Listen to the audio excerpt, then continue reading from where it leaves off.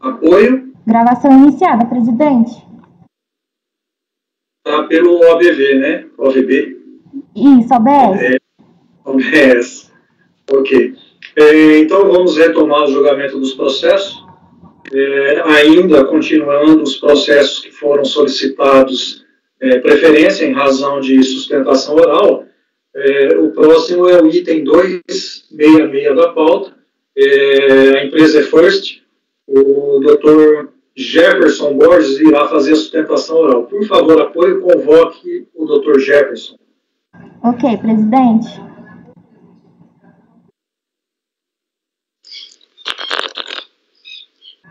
A patrona já se encontra na sala, presidente. Alô? Alô, boa tarde, Dr. Jefferson, seja bem-vindo. Boa tarde, bem-vindo a vocês todos aqui na minha vida hoje. É certo, hoje nós estamos com bastante sustentação oral, por isso a demora nos julgamentos. Então nós vamos iniciar o item 266 da pauta, que é da empresa First. No final do processo 2007-41, relatoria do conselheiro Leonardo. O conselheiro Leonardo fará a leitura do voto, logo após será dada a oportunidade para a sua sustentação oral. Muito obrigado a todos. Sucesso. Com a palavra, conselheiro Leonardo. Obrigado, presidente. Por retratar com fidelidade os fatos, adoto com os devidos acréscimos relatório produzido em primeira instância, pode estar consignado nos seguintes termos.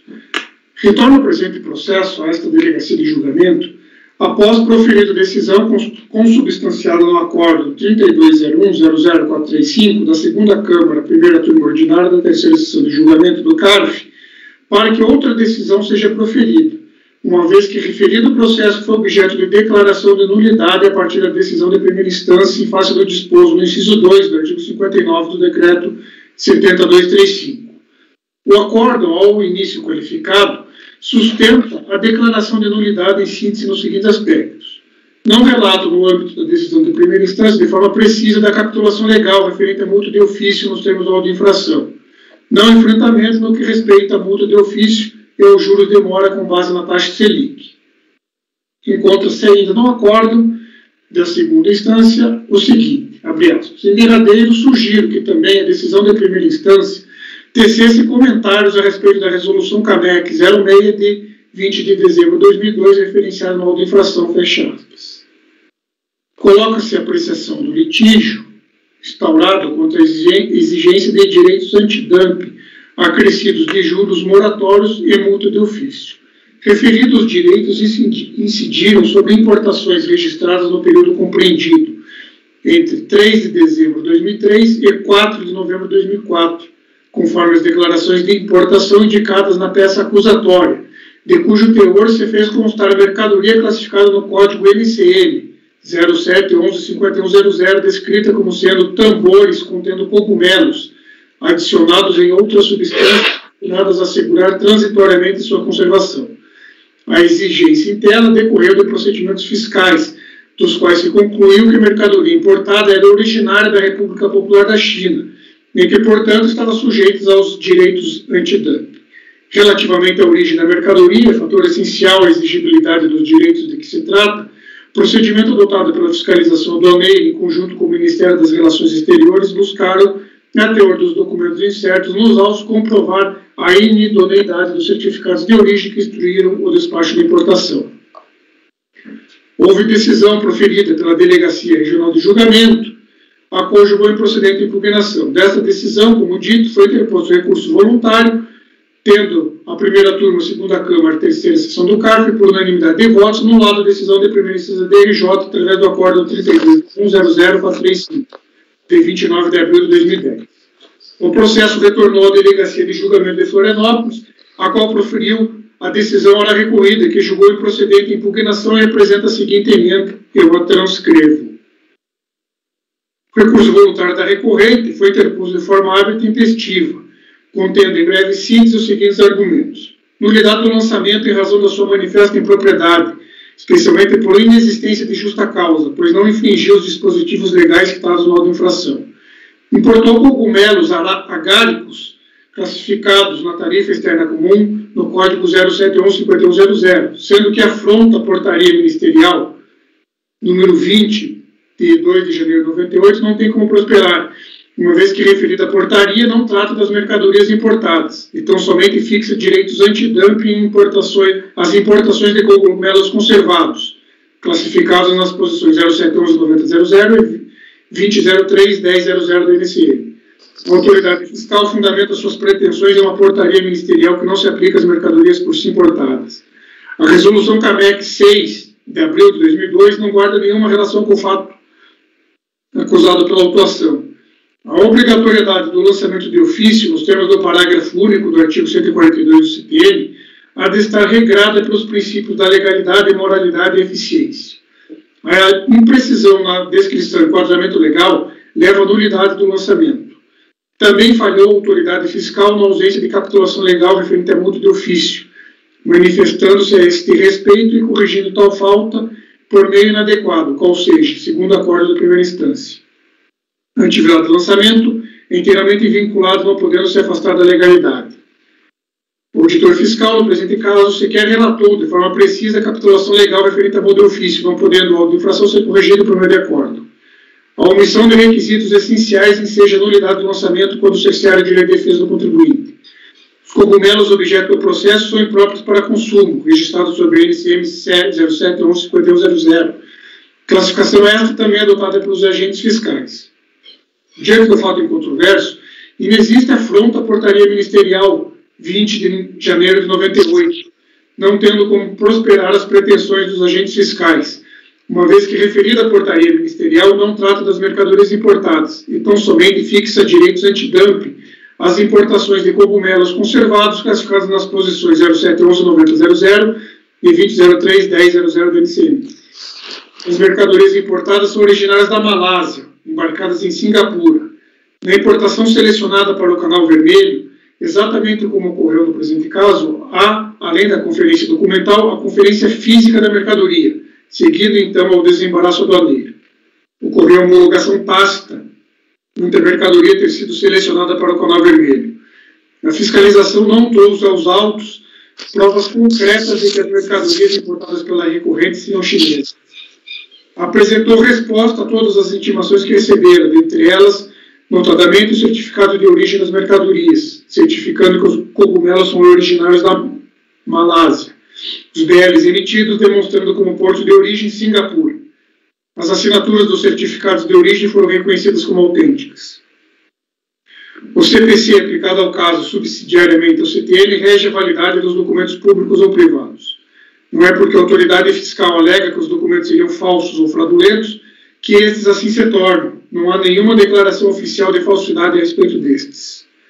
O que foi rastreado foram os contêineres e não as mercadorias.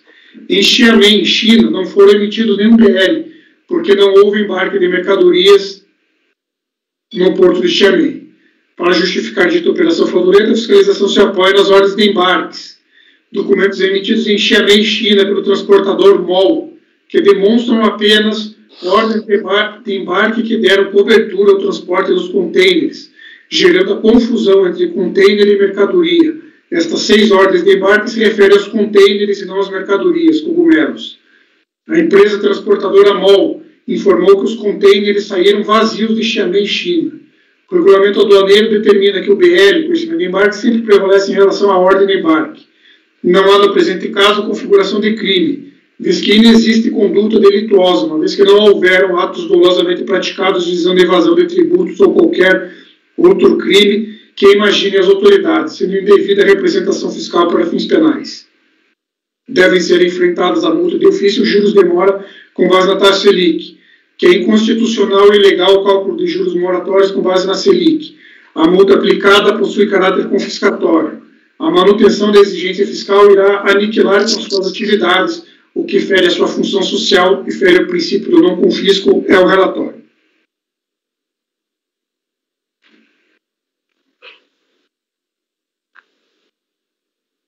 Doutor Jefferson, o senhor tem a palavra para 15 minutos de sustentação oral. Fique à vontade. Ok. Eminente presidente, eminentes conselheiros desta muito digna turma. A matéria foi muito bem explicada, muito bem colocada pelo eminente relator. Em caso idêntico, semelhante, só em outro processo, o mesmo contribuinte, a mesma empresa, enfrentou esta matéria no processo número 12.719.000.469 de 2007, aonde, em 2014, a segunda turma da segunda Câmara, por unanimidade, deu provimento ao recurso voluntário, nos termos ali contidos, reconhecendo não só a improcedência do auto de infração, por fragilidades já demonstradas pelo próprio relator, mas também com relação à necessidade e da autenticidade dos documentos apresentados todos pelo contribuinte.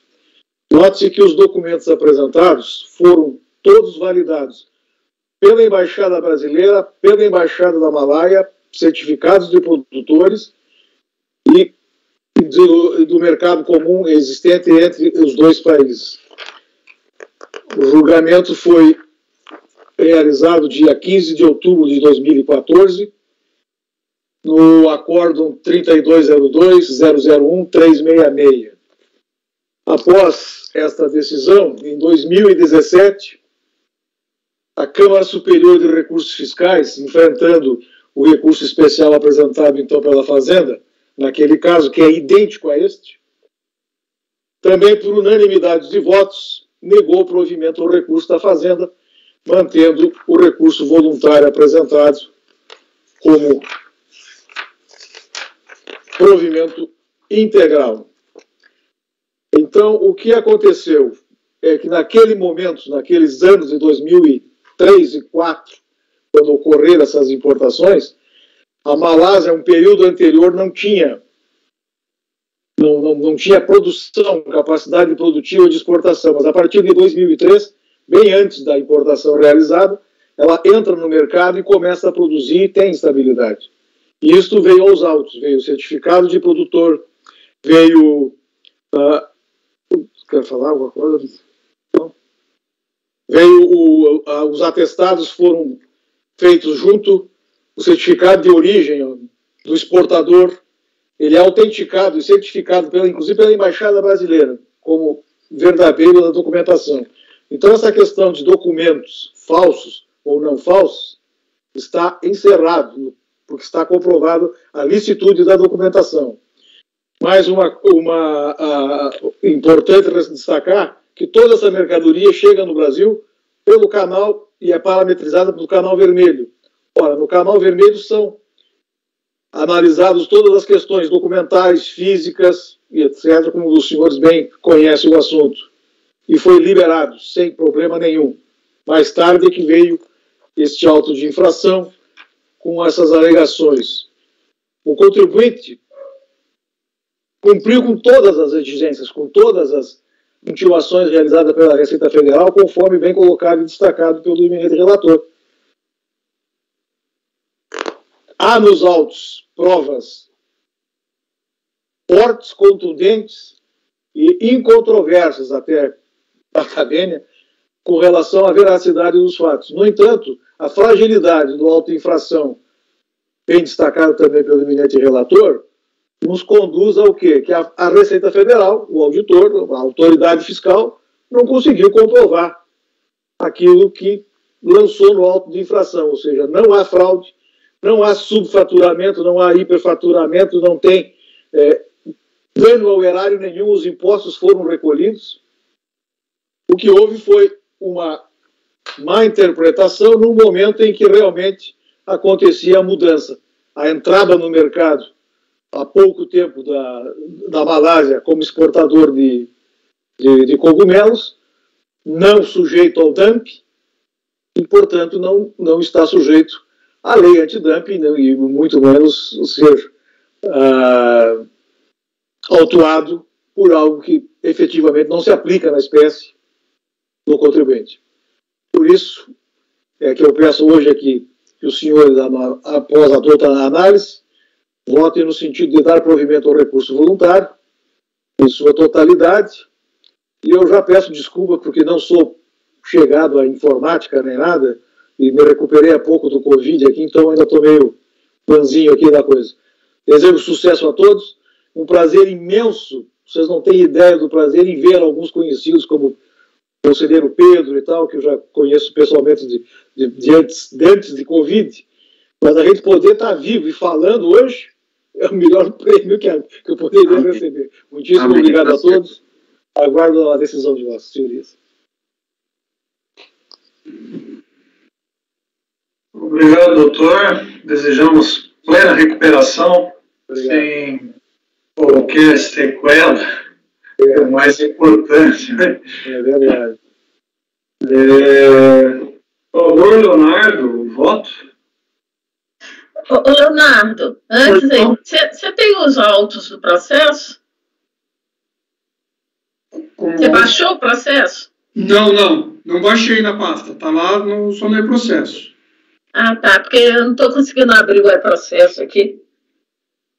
Tenta, ao invés de tentar abrir o documento, tenta salvar, você clicando no símbolo lá de salvar. Ah, tá. Daí ele está funcionando. Tá, obrigada. Por nada. O recurso voluntário tempestivo reúne os demais pressupostos de admissibilidade. Dele, portanto, tomo conhecimento. Defender recorrer preliminar de nulidade do lançamento por manifesta impropriedade do enquadramento legal. Defende recorrente a nulidade do lançamento em razão da sua manifesta impropriedade, especialmente por inexistência de justa causa, pois não infringiu os dispositivos legais citados no auto de infração. Diz a recorrente que importou cogumelos agáricos, classificados na tarifa externa comum, código 07115100, sendo que afronta a portaria ministerial 20 de 98 não tem como prosperar, uma vez que referida a portaria não trata das mercadorias importadas, então somente fixa direitos antidumping às importações de cogumelos conservados classificados nas posições 0711-9000 e 2003-1000 da NCM, e que a resolução CAMEC 6/2002 não guarda relação com o fato acusado pela autuação. Por fim, afirma a obrigatoriedade do lançamento de ofício, nos termos do parágrafo único do artigo 142 do CTN, que há de estar regrada pelos princípios da legalidade, moralidade e eficiência. Realmente, tem razão recorrente no que diz respeito à impropriedade de nova infração ter constado a resolução CAMEC número 6/2002. Tal circunstância foi reconhecida pela decisão recorrida nos seguintes termos. Eu transcrevo. Aí prossegue a decisão recorrida. É certo que os vícios associados a atos de desenvolvimento do procedimento têm repercussão sobre o processo como um todo ou sobre o resultado em si da ação fiscal, no caso em que tenham importância tal para o procedimento que acabem por macular tudo quanto foi produzido. Entretanto, não é algo que se verifica no caso em espécie, onde tal equívoco não dá lugar a que a ele seja associado qualquer prejuízo concreto para interessado. Já vista que referido equívoco sequer pode ser caracterizado como vício social do desenvolvimento do procedimento que acabou na exigência em questão. E B, ser caracterizado como vício social do desenvolvimento do procedimento, dada todas as circunstâncias que revestem a ação fiscal, podem mesmo ser expurgados sem prejuízo dos outros atos produzidos, os quais são suficientes para a fundamentação do feito fiscal e, dessa forma, o procedimento como um todo deve ser preservado. E, assim sendo, não obstante o equívoco incumbento, a autuação descreveu os fatos de forma clara e objetiva, possibilitando a hora impugnante ter pleno conhecimento dos fatos acusados e das razões motivadoras da exigência que lhe é imposta, assegurando-lhe, assim, o contraditório e ampla defesa, contestação essa garantida pelo inciso 55 do artigo 5º da Constituição Federal. Não há se falar, portanto, em cerceamento do direito de defesa, vista que tal equívoco não é capaz de caracterizar essa preterição, fecha aspas. Como visto, muito embora no corpo do auto de infração conste na descrição dos fatos em enquadramento legal a resolução CAMEC 6/2002, também é de se reconhecer que o processo administrativo fiscal em apreço trouxe as resoluções CAMEC 37/2002 e 36/2003, folhas 499 e 500, as quais também foram descritas pela fiscalização nos itens 27 e 28 do sumário do presente processo e que se aplicam ao caso concreto. A fiscalização indica também as resoluções CAMEX 37/2002, 36/2003, no relatório de procedimento fiscal, MPF, folhas 17 e 18, e que tais resoluções foram utilizadas para o cálculo da cobrança dos direitos antidumping, folha 30. Vejamos o que constou do auto de infração. Eu reproduzo o que tem ali no auto de infração. Tem-se, então, que o auto de infração, 1. Menciona a resolução CAMEC 06/2002. 2. Cita a importação do cogumelo classificado no subitem 07115100. 3. Que para a importação do referido cogumelo é prevista a cobrança de direitos antidumping. E 4. Relatório de procedimento fiscal apresenta a descrição detalhada dos fatos desvendados na execução da fiscalização, sendo parte integrante do auto de infração. Assim, muito embora o auto tenha incorrido em erro ao mencionar a resolução CAMEC 6/2002, deve ser levado em consideração que demais elementos foram trazidos ao processo e que integraram o referido auto de infração conforme antes descrito, o que, em meu sentir, não induzem à conclusão de nulidade da autuação. O vício apontado pela recorrente não pode ser categorizado como erro material, mas sim relacionado à motivação, e, como já dito, no relatório de procedimento fiscal constam as resoluções CAMEX aplicáveis ao caso em apreço. O vício do lançamento está em sua formatação e não no seu conteúdo, pois, exceto a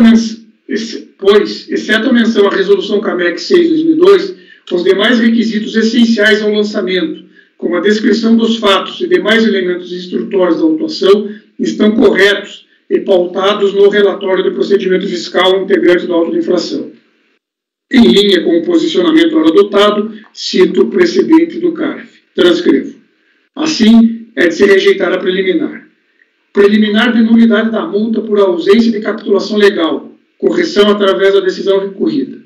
Aduzo a recorrente no tópico que falhou a autoridade fiscal na ausência de capitulação legal referente à multa de ofício, manifestando-se a este respeito e corrigindo tal falta por meio inadequado, qual seja, segundo o acórdão de primeira instância, e que, sendo a atividade de lançamento inteiramente vinculada, não se pode afastar da legalidade, nem quanto ao conteúdo e à forma.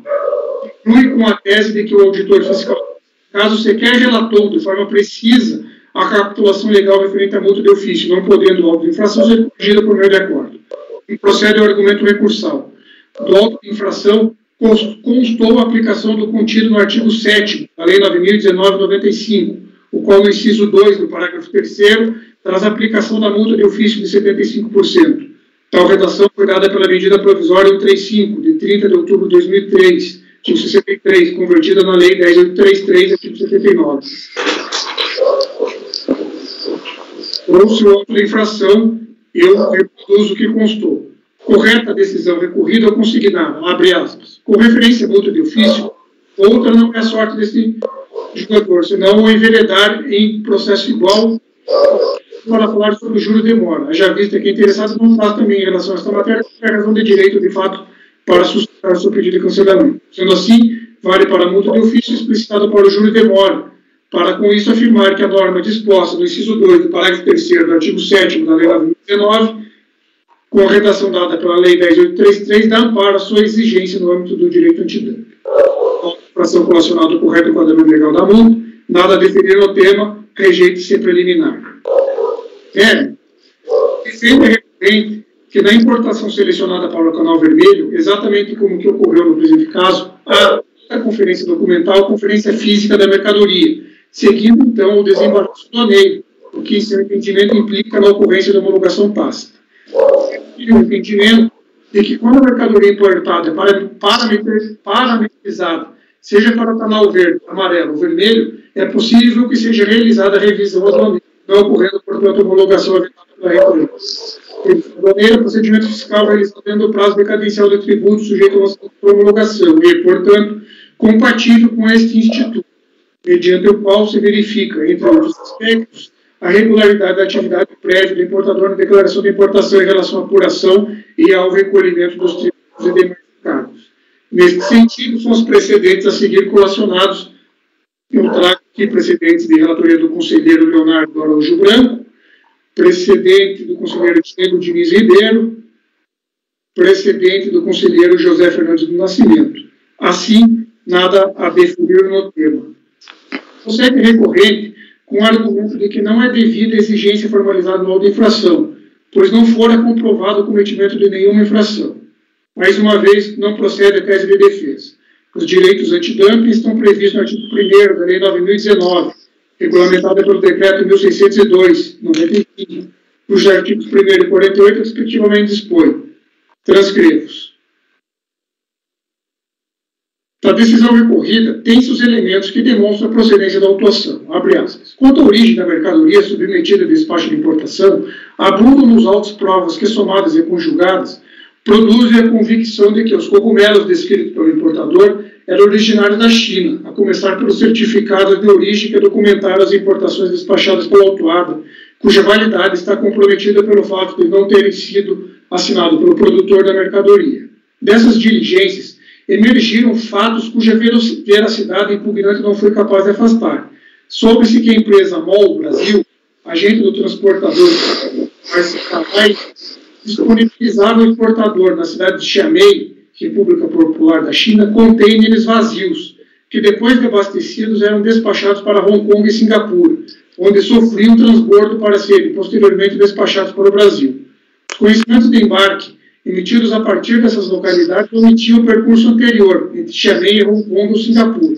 Dessa forma, omitia-se, conforme se desejava, a verdadeira origem da mercadoria, que chinesa era abrigada nos tais contêineres vazios disponibilizados em Xiamen pelo transportador.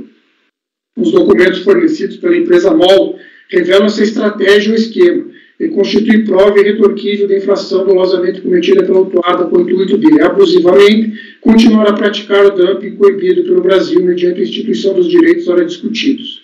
Observe-se que, diante das provas produzidas pelo fisco, a autuada limitou-se a ofender a validade da documentação obtida junto ao transportador, que por ela contratado era um dos intervenientes na operação de comércio exterior de que se trata. Em momento algum buscou demonstrar a não veracidade dessas informações, com a transparência em suas declarações. Fosse a origem das mercadorias outra que não chinesa, teria impugnante trazido aos autos elementos probatórios desse fato, os quais, ao fazer face aos documentos apresentados pelo transportador, lhe permitiria ultrapassar os limites da simples alegação de que não está provado nos autos a origem acusada. E como se autuado, não obstante sua aquiescência relativamente à falsidade da documentação de origem apresentada, pudesse se manter impune em razão de sua recusa em demonstrar a verdadeira origem da mercadoria importada. Obviamente, não estaria autuado obrigado a produzir prova contra si, todavia isso não exime de responder pela infração praticada, cuja comprovação emerge farta dos elementos colhidos pela fiscalização fechados. Importante considerar que, em pesquisa ao sítio eletrônico do CARF, localizei processo administrativo fiscal em que se exige direitos antidumping sobre o mesmo produto importado cogumelo, classificado na posição código 0711-5100. Em aludido processo, consta decisão semelhante à decisão recorrida, e em que é descrito o modus operandi antes relatado. Tal decisão foi pela manutenção do lançamento e apresenta a seguinte emenda. Então, eu trago aqui o acordo 3302-010-558, julgado em fevereiro de 2021, de relatoria da conselheira Denise. Do voto condutor, destaca-se. Então, aqui eu trago o voto da relatora Denise de um outro processo, né, envolve uma outra empresa, mas em relação ao mesmo produto e ao mesmo modus operandi do relatado no processo ora em apreço, e a turma decidiu pela negativa de provimento do recurso voluntário, né? Podem verificar ali que envolve a questão ali das cidades de Xiamen, Hong Kong, envolve novamente a empresa MOL Brasil, né? Então eu faço a transcrição desses excertos. Veja-se que o relato acima, constante do voto proferido no acordo 3302-010-558, se assemelha aos fatos ocorridos no processo de análise. Acrescente-se ainda o contido no relatório de procedimento fiscal do processo em apreço. Aí eu transcrevo. Para evitar Para averiguar a autenticidade e veracidade dos documentos apresentados, bem como das informações relativas ao exportador e a origem das mercadorias, a fiscalização agiu em duas frentes. Realizou diligências no agente transportador das mercadorias e utilizou informações do exterior, por meio do Ministério das Relações Exteriores, solicitadas pela Coordenação Geral de Administração Aduaneira, COANA. Mesmo assim, esses relatórios demonstraram inequivocamente que os contêineres vazios eram disponibilizados ao exportador no Porto de Xiamen, na República Popular da China, e após o carregamento, a estufagem era embarcada neste mesmo porto chinês para o Brasil. Em todos os casos, havia uma operação de transbordo, na qual as unidades de carga eram descarregadas do navio para o recinto em porto intermediário, Singapura, e, na sequência, reembarcadas em outro navio, o qual realizava o percurso até o porto de descarga, Porto de São Francisco do Sul. Constatou-se que as mercadorias acobertadas pelas leis fiscalizadas foram submetidas a operações de transporte no porto de Singapura. Contudo, o transportador MOL deixou de apresentar conhecimentos de carga emitidos em Xiamen, o real porto de embarque, apresentando somente os referidos documentos cumprindo o percurso do porto de Singapura até São Francisco do Sul, no Brasil. Cabe lembrar que, a partir de janeiro de 98, os direitos antidumping incidem sobre importações de cogumelos conservados originários da República Popular da China, porém não incidem sobre essas mercadorias se forem originárias da Malásia. Como resultado da diligência realizada no transportador, em 19 de julho de 2005, o transportador ratificou a informação de que os contêineres vinculados às DI foram entregues vazios ao exportador em Xiamen e, na sequência, foram embarcados cheios neste mesmo porto. Porém, novamente, os BLs que deveriam ter sido emitidos em Xiamen não foram apresentados à fiscalização. Nesta oportunidade, o representante legal da MOL, o Sr. Paulo Manuel Simões, prestou o termo de declarações, do qual transcrevemos os seguintes quesitos. Perguntado sobre o porquê da não apresentação dos BLs aos embarques efetuados no Porto de Xiamen, conforme a intimação recebida pelo depoente, respondeu que desconhece a existência desses documentos e que está solicitando junto aos representantes da MOL na China que disponibilize a documentação. Perguntado se a MOL pesquisou este sistema para obtenção dos PLs correspondentes aos embarques efetuados em Xiamen, conforme solicitação das autoridades aduaneiras, respondeu que sim, porém os dados contidos no sistema não continham informações relativas ao trecho Xiamen, Hong Kong e Xiamen, Singapura. Perguntado sobre o motivo da falta dos BLs pertinentes a estes trechos marítimos no sistema da MOL, respondeu que não sabe informar e que desde maio de 2005, aproximadamente, vem solicitando tais informações. Perguntado sobre o meio de troca de informações entre MOL Brasil com MOL China e também com a matriz MOL Japão, pertinente ao caso, respondeu que o mesmo é feito através de e-mail. Neste momento, a fiscalização aduaneira solicita a imediata apresentação de cópias rubricadas dos respectivos e-mails vinculados ao caso, sobre procedimento fiscal. Como resultado, o declarante prontamente efetuou a coleta e entrega de 15 folhas de e-mails trocados e se comprometeu a verificar a existência de outras mensagens, as quais, se encontradas, deverão ser encaminhadas via Correios e Inspetoria da Receita em Florianópolis. As mensagens eletrônicas referidas no item 9, no termo de declarações citado, evidenciam que houve acordo entre transportador e exportador para não serem emitidos BL, mostrando Xiamen como porto de embarque. A fiscalização solicitou tradução juramentada dessas mensagens eletrônicas, folhas 428 e 450. Transcrevemos na sequência o teor do e-mail encaminhado em 13 de julho de 2005 pelo funcionário de nome Jenny, da MOL, sediado no escritório de Hong Kong, e a funcionária de nome Flávia, da MOL Brasil, folhas 435 a 36. O assunto do e-mail é intitulado MOL BL ex Ásia erroneously issued, BL MOL Ásia erroneamente emitido. Flávia, abre aspas, Flávia, segue abaixo as informações que recebi da XM Rep, representando a MOL Xiamen, alguns dias atrás. Agora estou verificando com a XM Rep para descobrir a situação geral deste acordo e tentar obter cópias do conhecimento de embarque, XMN/SIM, Xiamen, Singapura, caso disponíveis, aguardando resposta cordialmente, Jenny. Prezada Jenny, informamos que os inspetores da Alfândega do Brasil estão realizando uma investigação. É uma empresa internacional chinesa que utiliza o serviço da MOL há 8 anos, que estabeleceu escritórios em Zhangzhou, próximo a Xiamen, e São Francisco do Sul, exportando principalmente cogumelos de Xiamen para São Francisco do Sul, uma vez que o item transportado da China foi reconhecido pelo governo brasileiro como mercadoria antidumping. O cliente obteve certificado de origem do Vietnã Singapura, até o ano passado. EDP Kelang, Malásia, este ano. Todos os contêineres foram coletados em Xiamen, embarcados via Singapura de 2000 a 2004. Embora o conhecimento do embarque da MOL apresentasse o porto de embarque como Singapura, podemos argumentar comércio triangulado.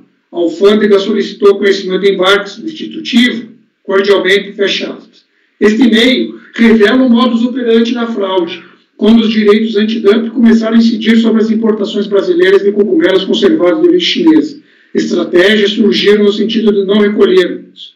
Como fazia-se uso de certificados de origem fraudulentos que indicavam como origem das mercadorias da Malásia, caso em questão, ou outro país próximo. Na verdade, nos casos abordados nesta fiscalização, todas as mercadorias eram originárias da China, embarcadas em Xiamen, próximo a Zhengzhou, cidade onde se localiza o produtor dos cogumelos importados, Zhengzhou Danamei Foods Company Limited, e transportados em Singapura.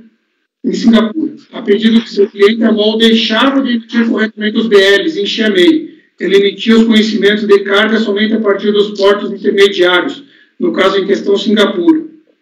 Após nova intimação fiscal, folhas 451 e 452, a MOL finalmente reconheceu que não houve emissão dos conhecimentos de carga em Xiamen. A empresa transportadora MOL se informou.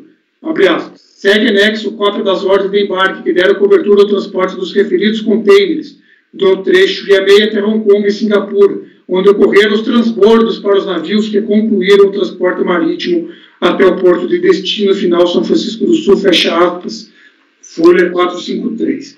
Portanto, ordem de embarques, folhas 460, 461, 466, 467, 471, 477, 479, documentos que jamais seriam apresentados às autoridades aduaneiras se não houvesse este procedimento fiscal, foram os únicos documentos emitidos em Xiamen pelo transportador para dar cobertura aos embarques das mercadorias. Estas ordens de embarque, Doc Receipt, demonstram que o transportador celebrou o contrato com seu cliente para transportar as mercadorias, cogumelos conservados desde Xiamen, Place of Receipt, até São Francisco do Sul, Porto Discharge. O valor do frete foi pago antecipadamente à realização do transporte, Freight Prepaid. O embarcador shipper era a empresa Zhengzhou Shunfu Foods Stuff Factory, posteriormente denominada Zhengzhou Danamei Foods Company Limited, sediada na República Popular da China. Estas operações retratam, de fato, uma exportação da China para o Brasil. O argumento do representante do transportador em Xiamen, apresentado anteriormente, da existência de comércio triangulado, não tem respaldo. Para haver comércio triangular, o exportador chinês deveria comercializar a mercadoria para um terceiro país, Malásia no caso específico, e posteriormente uma empresa malaia deveria exportar a mesma mercadoria para o Brasil. Contudo, mesmo nesta situação, a mercadoria continuaria sendo originária da China, e o produtor chinês deveria ter sido corretamente declarado nos documentos de importação. Quadro abaixo resume as informações declaradas pelo importador e apuradas no curso da fiscalização, eu reproduzo. Esta turma de julgamento, em composição diversa atual, em processo de relatoria do conselheiro Pedro Rinaldi de Oliveira Lima, já decidiu pela procedência da exigência de direitos antidumping na importação de cogumelos de origem chinesa, conforme a emenda a seguir reproduzida. A transcrevo, foi o acórdão 3201-003766, de junho de 2018. Assim, demonstrado que os cogumelos importados e objeto da autuação de origem chinesa, nada a deferir na matéria, o que impõe o desprovimento do recurso interposto. Representação fiscal para fins penais é a aplicação da súmula CARF número 28. O CARF não é competente para se pronunciar sobre controvérsias referentes a processo administrativo de representação fiscal para fins penais. No tópico, eu não conheço da alegação da recorrente. Do enfrentamento da multa de ofício, juros de mora com base na taxa Selic, abusividade dos juros e multa, caráter confiscatório, inconstitucionalidade e ilegalidade do cálculo dos juros com base na Selic. Como visto, o teste de defesa da recorrente passa pela análise de questões de índole constitucional, a aplicação da súmula CARF número 2, nada a definir no tópico. Da aniquilação da base tributária e da função social da recorrente. Assim como no tópico anterior, a alegação de defesa envolve matéria de ordem constitucional, razão pela qual se impõe a aplicação da súmula 2, CARF transcrita, novamente nada a definir no tema. Conclusão. Diante do exposto, voto por conhecer em parte o recurso voluntário na parte conhecida, rejeitar as preliminares de nulidade arguidas e, no mérito, negar provimento ao recurso voluntário. Como voto, senhor presidente, eu faço a ressalva que não tive conhecimento, não havia localizado o acórdão mencionado pelo patrono da contribuinte, o 3202001366. Mas analisei os autos com detalhe, presidente, e estou convicto da minha decisão.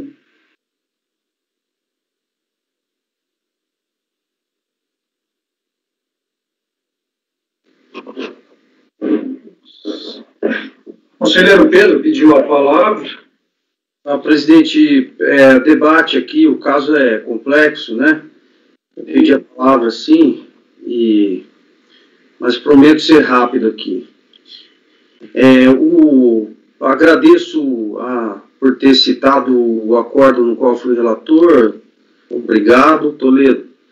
E justamente em razão dessa citação, eu gostaria de me manifestar, né?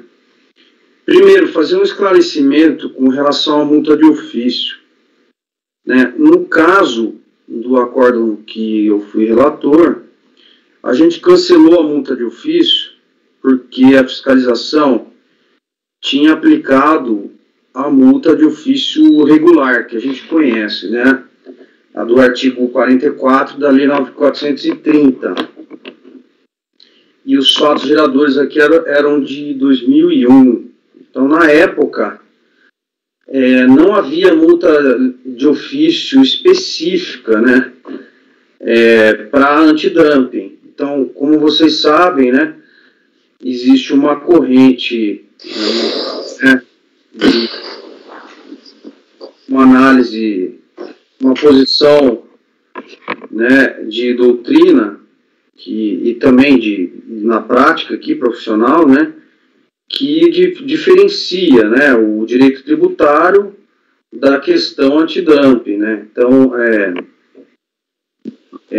não tem, se aplicar uma norma do Código Tributário Nacional num caso de dumping, né, no direito antidumping, não é algo que o CARF, na sua majoritária jurisprudência, bem aceito, né? Não tem aceitado isso. Então, na época, a gente cancelou a multa de ofício, né? E justamente porque a multa de ofício deveria ser objeto de uma legislação infraconstitucional específica para essa questão do antidumping, né? Só que a multa aplicada nesse processo, como bem apontado pelo relator, é a do artigo 7º da Lei 9.019 de 95, parágrafo 3º, inciso 2, que traz uma multa de ofício de 75%, justamente para os casos antidumping, correto? Então, nesse caso aqui, já valia desde 2003 essa multa específica e, portanto, aplicável, e o fato gerador aqui no caso é 2004, né? Então, ok, com relação à multa de ofício. Com relação ao mérito, eu gostaria de fazer uma pergunta para você, Leonardo, relator. É o seguinte, eu vi aqui que existia um erro como você colocou, né, na aplicação de uma das resoluções CAMEX, né, por parte da autoridade fiscal. E você aponta que esse é um mero erro formal, né, um erro de forma, e que também teriam outras resoluções CAMEX que a fiscalização aplicou, e que por isso esse erro não implicaria no mérito, não teria implicações no mérito, né? Contudo,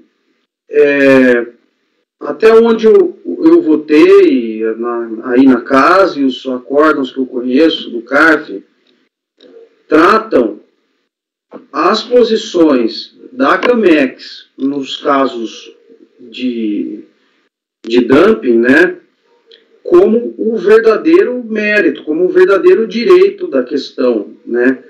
Porque é a CAMEX que vai dizer se o dumping ocorreu ou não, né? É ela que vai falar se houve esse aproveitamento aí na questão do preço, né? Essa invasão aí de produtos estrangeiros, né? Com preço mais baixo que o brasileiro, para competir de forma não competitiva com o nosso produto aqui, né? E no caso lá que eu fui relator, isso estava muito claro, né? A diferença de preço, quilo, etc. Nesse caso aqui, não me parece que está tão claro isso, né? Eu gostaria de saber se o contribuinte veio de fato a contestar essa matéria, essa questão da prática nociva de preços, né? Não. Não? Não.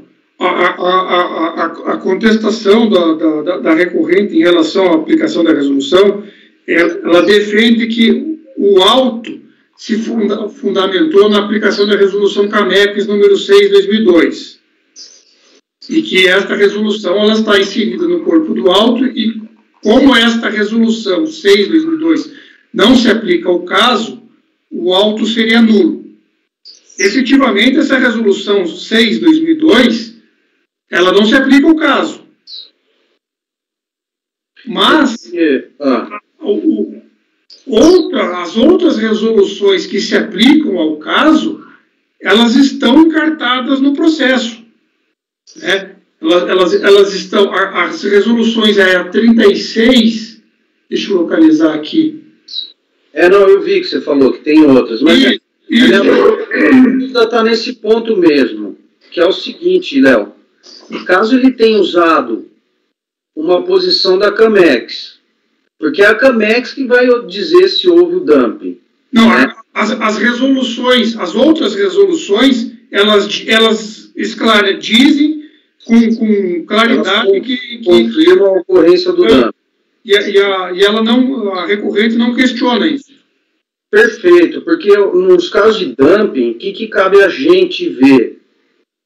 Se as resoluções CAMEX estão realmente apontando o dumping. Se apontou e o contribuinte não demonstrou a improcedência dela, alguma coisa assim, a gente mantém, que é esse o caso, né? Ela apontou e ele nem contestou essa questão principal, que é a ocorrência do dumping, né? Não.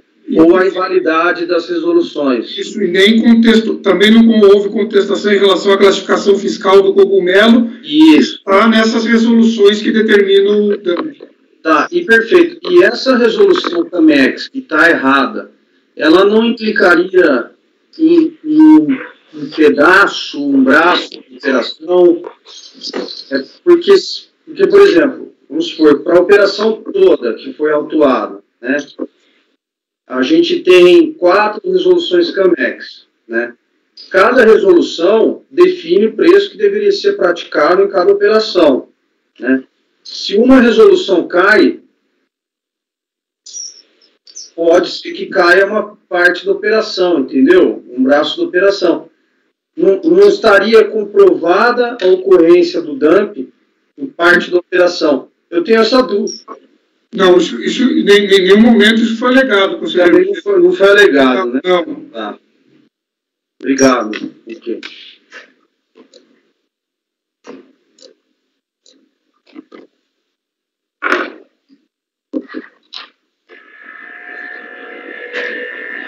Sem som, presidente. Uma questão que precisa ser considerada, uma vez mencionado pelo patrono, a existência de um processo, e inclusive eu coloquei o acórdão aí no grupo, né? A semelhança ou não entre os processos. Eu vejo que, a princípio, não há, porque naquele processo de 2014, ali a questão é da aplicação do fundamento legal que amparava a multa. Então, ali o auto foi, o provimento foi dado ao contribuinte em razão dessa desse equívoco na fiscalização em atribuir multa que foi considerada incorreta. Parece que, no caso desses autos, a questão é mais da prova em si, da questão a prática efetiva do antidumping por meio da procedência da mercadoria. Né? Acho que é isso que devemos estar analisando e levando em consideração. Alguém mais se manifestar? Em debate?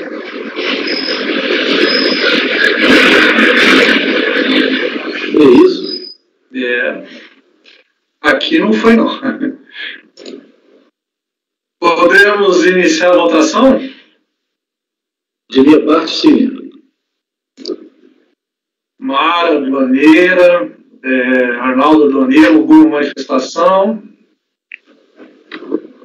Tá bem tranquilo, Paulo, e só para deixar bem claro que o acórdão trazido pelo patrono, ele não trata mesmo, ele trata de uma situação parecida, só que foi aplicada a penalidade do IPI, aquela multa de 100% da saída, mercadoria importada irregular ou fraudulentamente.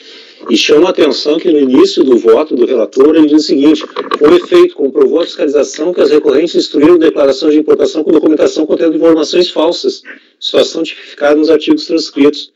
E o auto de infração foi afastado pelo erro no enquadramento, porque quando eu tenho uma situação caracterizada de antidumping, eu tenho que aplicar a penalidade própria e não aplicar a multa aquela multa genérica do IPI por importação irregular ou fraudulenta. Então, a leitura da emenda consta a questão da falsificação documental, né? Então foi reconhecida naqueles autos. Bom, vamos então já iniciar em regime de votação. Conselheiro Nelson.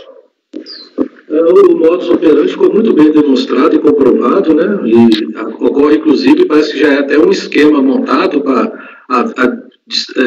disponibilizado para os interessados, né? Se beneficiarem dentro. Teve outro contribuinte que se beneficiou da mesma forma, nesse procedimento. E não há dúvida nenhuma, eu acompanho o relator. Pedro.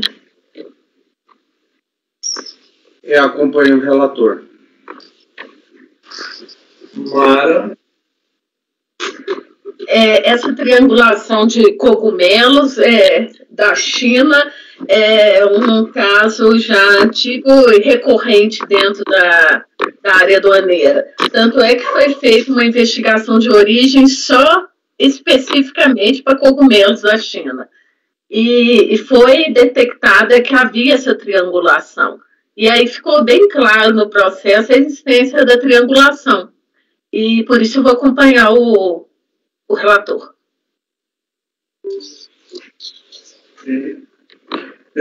Arnaldo. Eu vou acompanhar também, o voto está bem claro, e assim, só chamando a atenção para um dado que está no relatório do Leonardo, é quando ele cita os conhecimentos que foram obtidos pela fiscalização, que mostra o embarque da mercadoria lá em Xiamen. E inclusive, se vocês olharem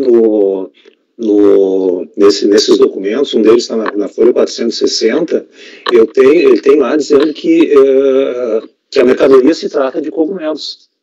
Ou seja, eu tenho um embarque de Xiamen para São Francisco do Sul de cogumelos documentado no processo. Então, para mim, não tem dúvida nenhuma, tá? Eu acompanho o relator. Conselheiro Laércio. Um voto muito claro também. Acompanho o relator.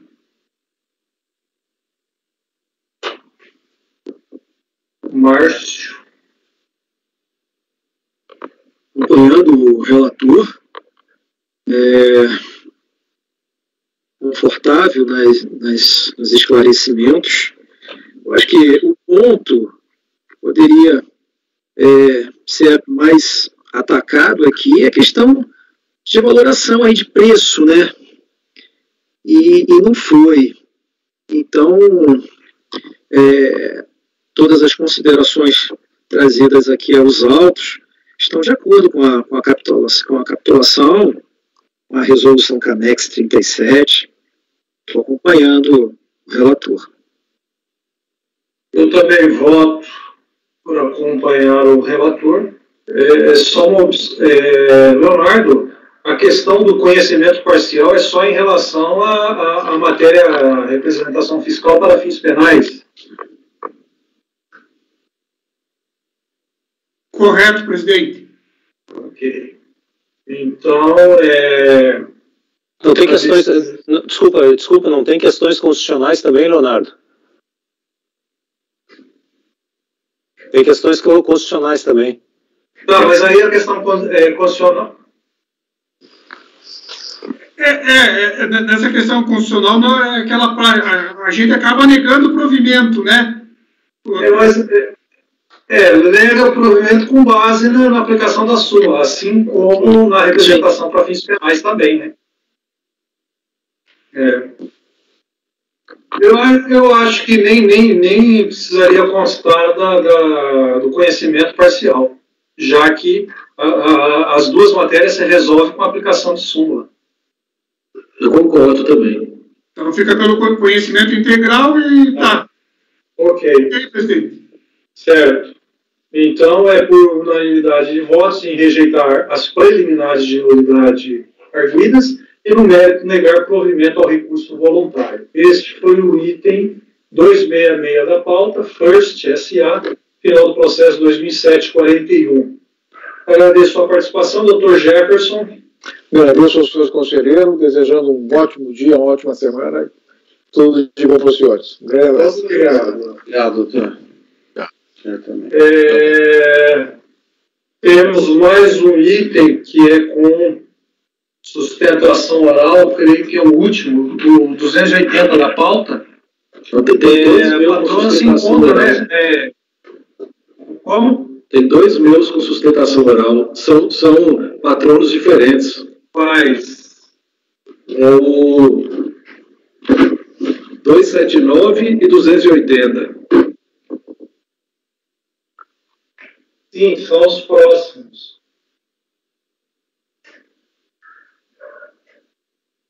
Mas são idênticos, conselheiro? São patronos diferentes. Mas são idênticos os processos? Não tem nada a ver um com o outro. Ah, tá. Não vamos começar ainda não. Apoio, os patronos se encontram, Dr. Schubert, doutora Suzy. Presidente, apenas a doutora Suzy que está presente. Ok. Nós vamos fazer um pequeno intervalo. E aí nós, na sequência, vamos julgar o item 280, da CEPILA, em que a doutora Suzy é a patrona. Então vamos fazer um breve intervalo, 5 minutos, e retomaremos então com o item 280. Ok, presidente.